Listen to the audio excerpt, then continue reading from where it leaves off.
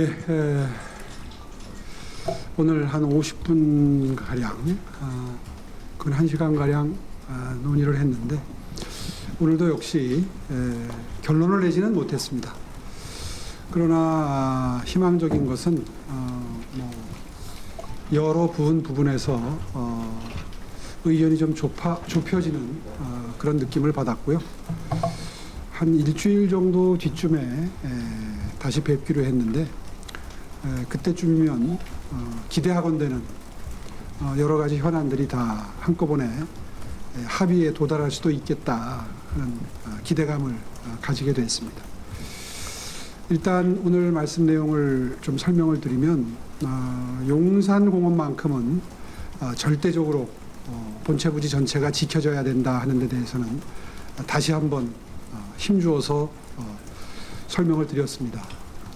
왜 그렇게 돼야 되는지 역사적인 맥락이나 생태적인 가치나 그리고 도시 공간 구조상 왜 도심 한복판에 이 정도 면적의 녹지공원이 반드시 필요한지에 대해서 서울시는 전혀 양보가 되지 않는다. 용산공원만큼은 반드시 지켜져야 된다 하는 말씀을 다시 한번 드렸고요. 어저께 제가 탄천 물재생센터 가칭 동남권 청년 특화 산업단지 구상에 대해서 좀 비교적 소상하게 말씀을 드렸는데 오늘 정식으로 제안을 드렸습니다. 경청해 주셨고요. 어저께 설명 안 드린 부지 이전을 위해서 필요한 여러 가지 여러분 관심사에 대해서 조금 더 설명을 드리면 서울시는 이미 2024년 5월 달에 동부도로사업소와 세택부지 그 바로 옆입니다. 탄천물재생센터 바로 옆에 붙어 있는데요. 그 부지를 포함한 양재천 탄천 합수부 마스터플랜 수립 용역을 완료를 했습니다. 그래서 지금 탄천물재생센터 이전을 위한 민간 투자 사업 적격성 조사를 올해 말 목표로 지금 진행 중에 있습니다. 올해 말이면 조사가 끝납니다. 그리고 여러분이 궁금해하실 게 이제 비용 문제는 어떻게 할 거냐 하는데 아마 관심이 있으실 텐데 그 인근에 있는 서울시 소유의 동부도로사업소 부지가 약 3조 3천억 정도 가치가 되고요. 세택 부지가 약 2조 3천억 정도의 가치가 있습니다. 이걸 매각하게 되면 약 5조 5천억 정도의 재원이 마련이 되기 때문에 이것을 가지고 거기를 피지컬 AI 특화단지도 만들고 청년 주거 위주의 청년 주택 단지도 만들 수 있는 게 가능해집니다. 거기에 이제 민자가 들어오게 되면 마중물이 한 5천억 정도 들어가는데 이 이전 비용이 5천억 정도 들어가는데 서울시가 마중물을 넣게 되면 민간 투자가 들어와서 주택을 건설하게 되고 그렇게 되면 여기가 청년 주택이 주가 되는 주거단지가 동남권에 새롭게 탄생하게 되는 겁니다. 이 계획에 대해서 오늘 심도 있게 말씀을 드렸고 검토를 해보시겠다는 말씀을 들었습니다. 저로서는 희망컨대는 용산공원에 대한 정부의 제안은 철회되고 이 동남권 청년 특화 산업 단지가 대안으로 채택이 돼서 논의가 진전되기를 바라고 있습니다. 이 외에도 저희가 몇 가지 국토부에 요청드린 사항들이 있습니다. 이미 다 설명드렸었습니다. 그런 사안들에 대해서도 상당히 전향적인 검토가 가능할 것 같습니다. 그렇게 되면 여러 가지 함께 논의했던 사안들이 일괄해서 진도가 나갈 수 있지 않을까 이렇게 기대합니다. 전반적인 오늘 논의의 줄거리를 말씀을 드렸습니다. 궁금한 거 있으면 질문 받겠습니다. 네, 질문하실 기자님 손 들어주시기 바랍니다. 이투데이 이난희 그 희망적인 것은 뭐 여러 부분에서 의견이 좁혀진 느낌을 받았다고 말씀을 하셨는데요. 구체적으로 좀 어떤 걸 말씀하시는 건지 설명을 부탁드립니다. 이제 그런 걸 다 일일이 구체적으로 설명드리게 되면 뭐 오해도 생기게 될 수 있고 국토부 쪽에서도 좀 곤란해하실 부분도 있어 보여서 제가 소상하게 말씀드리지 못하는 건 좀 이해해 주시기 바랍니다. 다만 큰 틀에서의 원칙은 제가 지금 말씀드린 건 정확하게 확인할 수 있습니다. 용산공원은 어떤 경우에도 지켜야 된다. 본체 부지 전체가 지켜져야 된다. 이 부분에 대해서만큼은 분명히 했고요. 그게 아니라면 다른 국토부의 제안들은 최대한 융통성 있게 검토하겠다는 게 저희의 입장이고 국토부 역시 오늘 끝까지 용산에 대해서 완전히 제 입장에 동의한 건 아니시기 때문에 한 일주일 정도 지켜보면서 국토부의 입장이 어떻게 바뀌는지 지켜봐야 될 부분이 많습니다. 그래서 추가로 구체적인 협상 내용에 대해서 보고 드리는 건 일주일만 기다려 주십시오. 네, 다음으로 질문하실 기자님, 저 서울경제의 정혜진 기자님. 예, 서울경제 정혜진 기자입니다. 어제 시장님께서 탄천 물재생 부지에 대해서 이제 언급을 하시고 나서 꽤 구체적인 플랜이 나왔는데요. 그쪽 일대의 또 주민들 같은 경우는 지금도 좀 악취가 심한데 여기에 이제 주택 공급을 하려면은 좀 어떻게 하느냐부터 시작해서 임대주택 비율이 이미 높다 이런 의견들 이미 시장님도 청취하셨을 것 같은데 이것에 대해서는 좀 어떻게 대안을 좀 마련하고 계신지 궁금합니다. 그 물재생센터가 지금 존재하는 그 부지 인근에 뭐 악취라고까지야 그 냄새가 좀 나긴 납니다. 그런데 옮기는 걸 전제로 한 협상이거든요.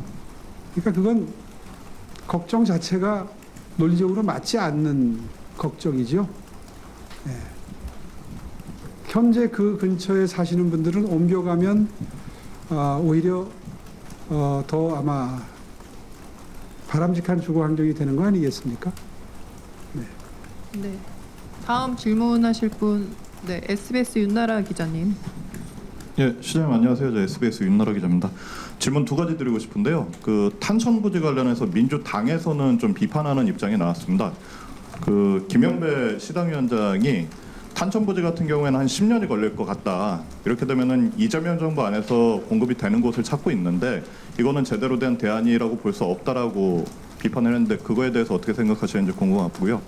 두 번째는 오늘 중앙지방협력회의 가시는 걸로 알고 있는데 그 대통령 만나시면 부동산 관련해서도 언급을 하실지 궁금합니다. 역순으로 말씀드리면 중앙지방협력회의는 주제가 뭐 열려 있긴 합니다만은 대부분 아마 지방 분권의 시대에 지방에 재정적으로 어떻게 지원을 할 거냐 하는데 아마 결국 논의의 초점이 글로 모아질 겁니다. 뭐 5급 3특을 비롯해서 뭐 여러 가지 지방 발전 방안들이 지금 나와 있지 않습니까? 그런데 초점이 맞춰진 논의가 이루어질 가능성이 높기 때문에 부동산 문제에 대해서 특별히 더 초점이 맞춰진 논의가 이루어질 가능성은 상대적으로 높지 않습니다. 뭐 그 정도로 생각하고 있고요. 첫 번째 질문은 글쎄요. 용산공원에 지으면 이 정부 내에서 착공이 가능한가요? 전 그걸 되묻고 싶습니다. 사실 이 대안이 그러니까 동남권 청년 특화지구 아이디어가 나오게 된 계기도 용산공원에 일부라도 손을 대더라도 이 정부 내 착공은 불가능하다라는 걸 전제로 대안이 마련이 된 겁니다. 그러니까 좀 시의적으로 맞지 않는 비판을 위한 비판이다라고 볼 수밖에 없겠네요. 네, 다음 질문하실 분, 네, 그 동행미디어시대 이남희 기자님. 시대 이남희 기자입니다. 오늘 그 국토부 장관 그 회의에서 이제 용산부지 제외하고도 수도권은 신규 공급 7만 3천 호 가능하다고 얘기했는데요. 시장님 말씀하신 그 탄천물 재생센터 이외에도 혹시 좀 얘기 나오실 수 있는 신규 부지가 있는지도 궁금합니다. 현재 뭐 다른 부지들도 다 검토 가능합니다만은 아직까지 그렇게 무르익은 단계가 아니기 때문에 다른 대안까지 언급하기에는 조금 적절치 않은 시점인 것 같습니다. 찾아보면 대안은 늘 나오기 마련인데요. 그렇다고 해서 지금 현 시점에서 그걸 논의하기에는 적절치 않다는 점 이해해 주시기 바랍니다. 예, 문화일보 민정혜 기자님. 네. 네, 문화일보 민정혜 기자입니다. 그 핵심 쟁점 중에 하나가 정비사업 용적률이나 조합원 지위 규제 완화인데요. 혹시 오늘 이것과 관련해서 논의하셨는지 지금 의견이 좀 접점에 다가가고 있다고 말씀하셨는데 그 접점에 다가가고 있는 현안 중에 이게 좀 포함이 되어 있는지도 궁금합니다. 예, 이거 하나는 확인해 드려도 될 것 같습니다. 재개발의 경우에 용적률 규제를 1.2배까지 완화해달라 하는 부분이 있었지 않습니까? 이제 그 부분에 대해서는 국토부가 전향적으로 검토를 하는 것으로 확인했습니다. 그 효과가 생각하시는 것보다 굉장히 큽니다. 무슨 말씀이냐 하면요. 지금 아시다시피 저희 지금 확정되어 있는 구역 지정 확정되어 있고 조합 결성되어 있고 지금 진도 나가고 있는 재개발 재건축 정비사업장 중에 재개발에 대해서 1.2배로 그 용적률을 더 높여주게 되면 순증 물량이 더 늘어납니다. 다시 말해서 2031년까지 31만 가구 착공이 가능하다는 게 서울시의 계획이지 않습니까? 그때 그 31만 가구가 지어지는데 8만 7천 가구가 순증 물량, 그러니까 없던 주택이 신규로 더 공급되는 추가 공급 물량, 순증 물량이 8만 7천 가구지 않습니까? 그런데 1.2배로 높여주시면 그 순증 물량이 4만 3천 호가 더 늘어나게 됩니다. 8만 7천 더하기 4만 3천을 하면 몇 호가 되나요?